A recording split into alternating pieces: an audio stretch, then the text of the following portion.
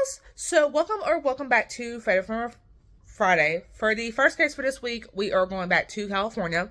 This case, I would have thought it would have been more well known since our female killer at least is on death row. But of course, apparently it is not. It takes place in a town that I literally had never heard of called Live Oak Springs. But apparently, luckily, is well known enough to have at least some information. So of course, I'm gonna give all the information that is known about this case. And so with that being said, I'm gonna quit my rambling. Let's go and get started. So Kerry Lyn Dalton was born sometime in 1959. I'm seeing that her date of birth is like January 1st, but I think some people do that as like a placeholder when they don't know the actual date of birth. But it is apparently confirmed she was born in 1959. So yeah, we're just gonna give the year of birth, I guess. So apparently at 19 she gets pregnant and then starts doing meth. So not a good start right there. So then fast forward to like June of 1988. Apparently Kerry has like a place to stay and she's like dating this guy named Mark. But we'll get into Mark and them later. And there's this woman by the name of Irene May who asked her for a place to stay. And so Irene Louise Jenkins May was born February 5th, 1965. She at one point got married to a guy named Bobby and they had like 3 kids together. Their kids wanted to get taken away from them due to because they were like doing drugs and also you can't be doing that around your kids. And so then Bobby gets arrested. Shortly after she gets evicted, hence why she needs a place to stay. And while she's staying with Kerry, so I guess Kerry said yes, Kerry would go to jail for like drug possession. And then apparently while she's in jail, Irene would steal some of her stuff, allegedly. That's not even confirmed. And then she would come back and of course be told that Irene was the one who stole her stuff. So then of course Irene apparently had a woman named Cheryl Ann Baker and a man only identified as George. So we don't even know if George is a real person or even if that's his real name. But apparently, they moved some stuff that was Kerry's over to storage because I guess they thought that Kerry wouldn't get out anytime soon. And apparently she got out earlier than expected and realized that a lot of stuff that Irene had was actually hers and that her jewelry was, stolen. And so Cheryl, Irene, and George apparently go to a gas station to go pick up meth. Apparently, Kerry would ask Irene to go help find a car that got stolen from us, and we need to steal it back. Which technically is not stealing, because the car is yours in the first place, but yeah. Anyway, so then Irene apparently only agreed because she felt that Kerry might wind up doing something to her if she did. So then around 11:30 at night, they come across a woman called Joanne Fetter, if that's how you pronounce it. Apparently she has a 3 and 4-year-old. Apparently she's a single mom. Broken down truck. They offer her a ride, and of course she accepts. And then the group goes and does meth that night. And so the next day, apparently Kerry and Cheryl Baker apparently were suspicious of George, and I guess they were thinking he was like a police informant. So then they go look at his truck to try to see any evidence that he was a police informant. Because again, we over here doing drugs, and we can't exactly mess with you if you're a police informant. But I feel like they found nothing. Otherwise, they would have found something and they would have confronted George at least. And then apparently they searched Irene's purse for whatever reason. And some of the missing jewelry that Kerry was missing fell out of Irene's purse. So then Kerry is over here making Irene basically do chores, do the dishes. You over here living under my roof and you're stealing from me. I guess that's in a way to make up for what you did. And so Joanne would apparently overhear Kerry and Cheryl yelling at Irene because apparently, like I said, they're doing meth and apparently they're using it by a needle and they're all sharing this needle and somehow it came out that Irene had hepatitis. So then, of course, Kerry apparently would accuse Irene of being the police. So I guess also being a police informant.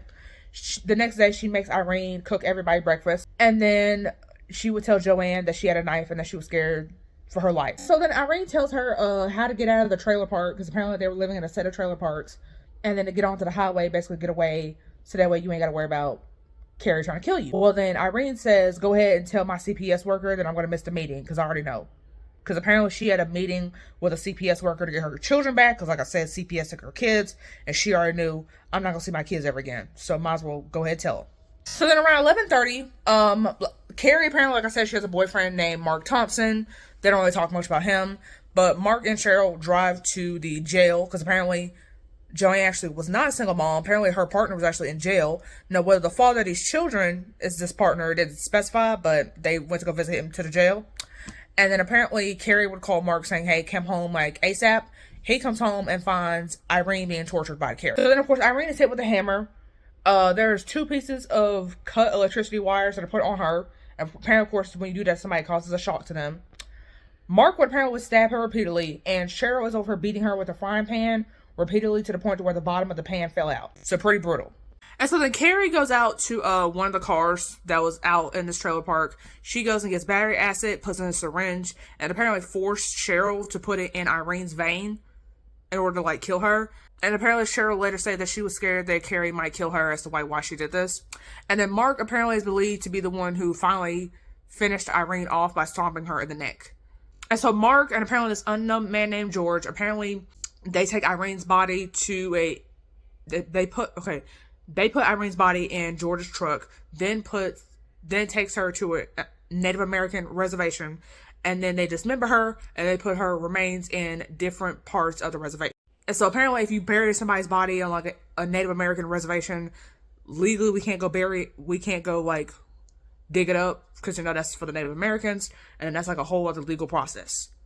Hence it's believed why they did that. So while they're doing that, Kerry and Cheryl are also cleaning up the bloody evidence back at the trailer. So Joanna doesn't say who she got a ride back from, but she got a ride back with her kids around like 5:30 p.m. She's asking what happened, because apparently there's like still some sort of mess, because they obviously ain't got everything yet. So Kerry says, I got into a fight with Irene and Irene left. And then that she also got blood on the bed sheets, but I will clean it up to make up, since I'm the one that got blood on the sheets. And then around 8 p.m., Mark and Cheryl, they come back. And then around 8:30, I guess not Mark and Cheryl, Mark and George came back. And then around 8:30, Kerry, Cheryl, Mark, and George, they all leave. Joanne then calls police to report a robbery, because that's apparently what she believes happened. So then apparently she mentions like a bloodstained pillow, a screwdriver with hair and scalp material on it, which also believed to be Irene, because who else would it be?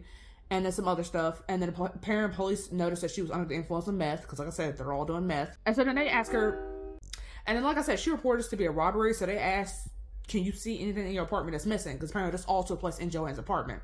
So then Joanne's like, I have a yellow trash can that's missing. And then apparently there was a pillow that Joanne saw that was like under the trailer, and apparently it was like never found. So I guess they, like, after Joanne saw it, before police got there, they took the pillow, and apparently to this day it's never been found. So then like all four of them, like I said, Cheryl, Mark, George, Kerry, and them, they all disposed of any evidence that they were able to grab and put it in the trash can at a random gas station. They didn't go check into a hotel. Mark is over here the group is trying to figure out what to do next. Mark suggests to make the trailer explode, but Cheryl says, no, we can't do that because there's kids that live there. So then Cheryl will later say that Kerry has suggested killing Mark, her own boyfriend, and basically say that, he committed the murder, but obviously he's dead, so he can't speak for himself. And then, of course, the CPS worker would eventually report Irene missing. Bobby would eventually get released, and he would claim that he actually met with Irene in July of 1988, even though it was believed that Irene is dead at this point. So then in August of 1988, apparently Joanna also had a social worker for her kids, and that she noticed that something was wrong. Joanna would confide in her about like the blood that was on the outside of the trailer and give her items to go give to the police. She gives them to the police. The forensics team would come and apparently test for blood on September 15th and November 16th. And there was a knife and a heater that was believed to be used in the murders, but both were tested negative for blood. And so then Kerry actually had a friend named Patricia, who later came out and say, she asked about what happened to Irene, because she noticed Irene wasn't around anymore. And Kerry apparently told her that Irene was a rat who deserved to die because she stole from me. And then she's not going to get charged with anything because there's no body. So no body, no crime, essentially. And then apparently Kerry would later give on inconsistent stories as to what happened. And so at the end of 1988, don't know how they got Cheryl's name in it, but I'm glad they did. They found out that Cheryl may be involved in Irene's disappearance and or possible death, which we believe she's obviously dead. So then they get a friend of Cheryl's. Doesn't give the name of the friend, but I guess like she's an informant. That's why like her name wasn't leaked or whatever. And they're like, hey, can you like call Cheryl, try to see if she confesses information? Apparently she did call Cheryl, and Cheryl did give some incriminating information, but didn't specify exactly what the information was. So in July of 1991, 2 searches for Irene's body were attempted, and they were failed. So her body hadn't been found yet. And August 12th, 1991, they do find blood in the living room and the master bedroom, but apparently these DNA tests, like the results as to whose blood it was inconclusive due to a lack of blood. So then hopefully in 1991, Joanne is asked who all was there the night that Irene had disappeared. And apparently apparently there was an unidentified person who would give up the names of all four of our known killers, right? So then, of course, 1992, Mark, Cheryl, and Kerry are all arrested. So then you have a cellmate, because there's always a cellmate in the story. Apparently, Kerry had bragged about the murder and that Irene is dead and that she was involved and all this. Of course, the cellmate does go tell police.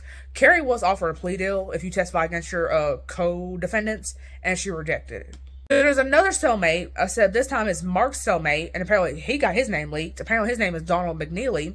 He would say that Mark bragged about the murder, mentioned Irene apparently by her name and location as where the body's at. And so then Cheryl apparently, of course, imagine she took a plea deal because somebody gonna take a plea deal.